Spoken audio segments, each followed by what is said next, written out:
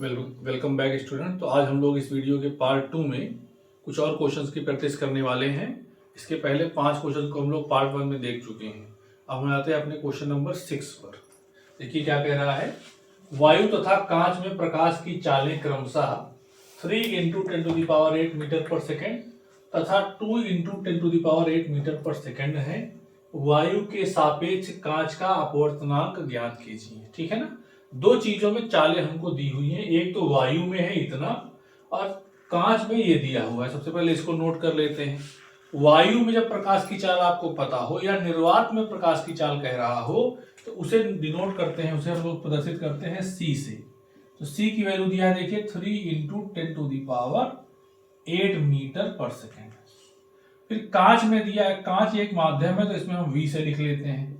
तो ये प्रकाश की चाल दिया है 2 × 10⁸ मीटर पर सेकेंड। क्या निकालना है? अपवर्तनांक निकालना है। किसका? वायु के सापेक्ष कांच का। ठीक। तो अपवर्तनांक को वैसे तो हम लोग n से लिखते हैं। वायु के सापेक्ष, जिसके सापेक्ष होता है वो आगे लिखा जाता है। वायु को एयर कहते हैं तो a आगे लिखेंगे। कांच का निकालना है, कांच यानी ग्लास, तो G पीछे लिखेंगे। तो ANG की वैल्यू हमको फाइंड करनी है। सीधा सा हमारा जो फॉर्मूला है, फॉर्मूला क्या है? N = C/V। ठीक। इस फॉर्मूले को हम लोग यूज कर लेंगे। जो हमारा N है वो क्या कह रहा है?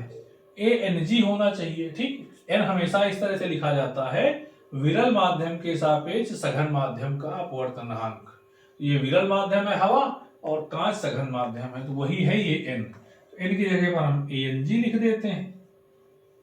C की वैल्यू देखिए 3 × 10⁸ अपॉन V की वैल्यू 2 × 10⁸।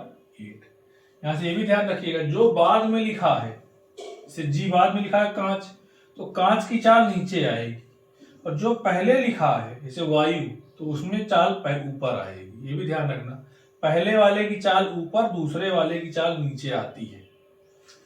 तो ये हो गया। देखिए 10⁸ से 10⁸ पूरा कैंसिल हो गया। 2 से 3 में डिवाइड कर देंगे, एक बार जाएगा, 2 × 1 = 2, एक बचा, दशमलव बढ़ा देंगे, 10 हो जाएगा। 2 × 5 = 10। तो ये हमारा अपवर्तनांक कितना आ गया? 1.5 हमारा अपवर्तनांक आ जाता है। इसी से मिलता जुलता सेम टू सेम क्वेश्चन, ये दोनों जो क्वेश्चन हैं ये बहुत एग्जाम में आते हैं। कभी इस टाइप में आता है, कभी उस टाइप में आता है। तो इस टाइप हमने देख लिया, 1.5 हमारा आंसर आ गया। अब हम उस टाइप को देख लेते हैं। क्या लिखा है? निर्वात में प्रकाश का वेग 3 × 10⁸ मीटर पर सेकेंड है।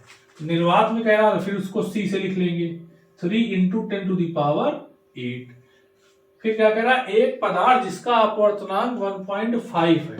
सिर्फ अपवर्तनांक दिया है, वो पदार्थ कौन सा ये नहीं बताया, तो 1.5 N लिख लेंगे, दिया हुआ है। में प्रकाश के वेग की गणना कीजिए। यानी जिसमें अपवर्तनांक 1.5 है उसमें प्रकाश का वेग कितना होगा ये निकालना है, V निकालना है। सूत्र वही है हमारा जो इसमें हमने देखिए लिखा हुआ है, ये N = C/V। हमें V चाहिए, इस बार V चाहिए, तो V जाएगा इधर, N जाएगा इसकी जगह पर, तो V हो जाएगा, V = हो जाएगा C/N। तो C/N का मतलब C देखिए क्या लिखा है, 3 × 10⁸ मीटर पर सेकेंड। तो C की वैल्यू पुट कर देंगे, अपॉन में N की वैल्यू कितनी है? 1.5। दशमलव हटाएंगे तो ऊपर एक 0 बढ़ जाएगा। जब ऊपर 0 बढ़ जाएगा तो कितना हो जाएगा? 3 था, 30 हो जाएगा, नीचे दशमलव हट गया तो 15 हो जाएगा। 10⁸ ऊपर लिखा हुआ था, 15 से 30 को काट देंगे, कितना आ गया? V = 2 × 10⁸। मात्रक वही होगा जो यहाँ C का लिखा है, मीटर प्रति सेकेंड। तो देखिए दोनों ही आपके सेम क्वेश्चन थे। C की वैल्यू दोनों में गिवन है, उसमें V गिवन था, N निकालना था। इसमें क्या है? अपवर्तनांक दिया हुआ था और V की वैल्यू हमने निकाल ली है। तो ये दोनों क्वेश्चंस अक्सर जो है एग्जाम्स में आते रहते हैं, कभी इस पैटर्न पे, कभी इस पैटर्न पे।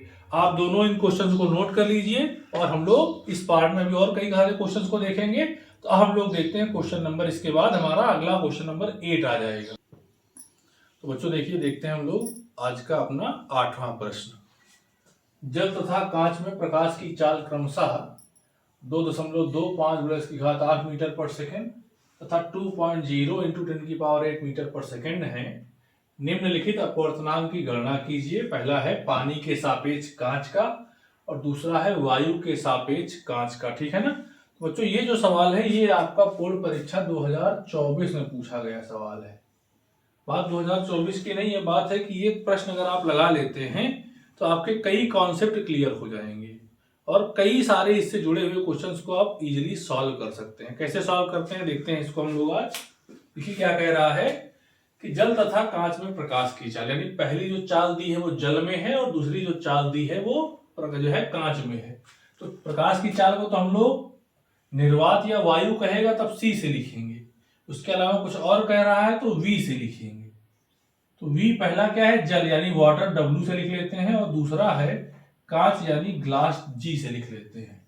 तो पहली जो चाल दी है वो जल में है तो VW का मान दिया है 2.25 इंटू 10⁸ मीटर पर सेकेंड और दूसरा जो आपका कांच में है वो है 2.0 इंटू 10⁸ मीटर पर सेकेंड।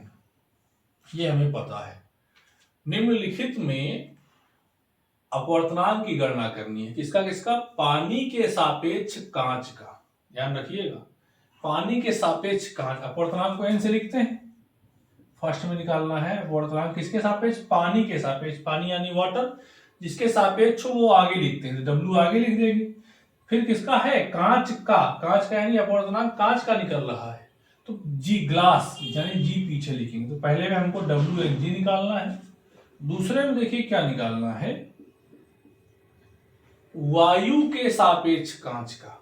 ठीक, वायु यानी एयर, अपवर्तनांक फिर चाहिए n, लेकिन इस बार एयर के सापेक्ष वायु के सापेक्ष चाहिए तो ANG निकालना है। ठीक, तो ANG निकालने के लिए आपको एक चीज पता होनी चाहिए, वो क्या है? वायु में प्रकाश की चाल, वो नहीं दिया है सवाल में, वो वैल्यू आपको याद होनी चाहिए। वायु में प्रकाश की चाल यानी C कितना होता है? 3 इंटू 10⁸ मीटर पर सेकेंड। तो ये हमको दो चीजें दी हैं, दो चीजें निकालनी हैं, लेकिन इन दोनों को निकालने में एक हमें तीसरी चीज पता होनी चाहिए, वो है वायु या निर्वात में प्रकाश की चाल। C बराबर 3 इंटू 10⁸ मीटर पर सेकेंड, ये आपको याद होना चाहिए। अब हम लोग इसको सॉल्व कर लेते हैं। तो सबसे पहले हम लोग फर्स्ट जो हमारा पार्ट है उसको सॉल्व करते हैं। क्या निकालना? देखिए WNG, बहुत इजी है। मैं ऐसा आपको ट्रिक बता दूंगा कि आप इसे बहुत आसानी से सॉल्व कर पाएंगे। क्या लिखा है? देखिए WNG लिखा है। ठीक, जो पहले लिखा है उसकी चाल ऊपर आएगी यानी VW ऊपर आएगा, जो बाद में लिखा है वो नीचे आएगा यानी VG जो है वो नीचे आएगा। तो VW और जो है अंश में आ गया, VG हमारा हर में आ गया। तो VW और VG दोनों हमको पता है, तो WNG बराबर VW का मान रख दो 2.25 इंटू 10⁸ अपॉन में VG देखिए 2.0 इंटू 10⁸।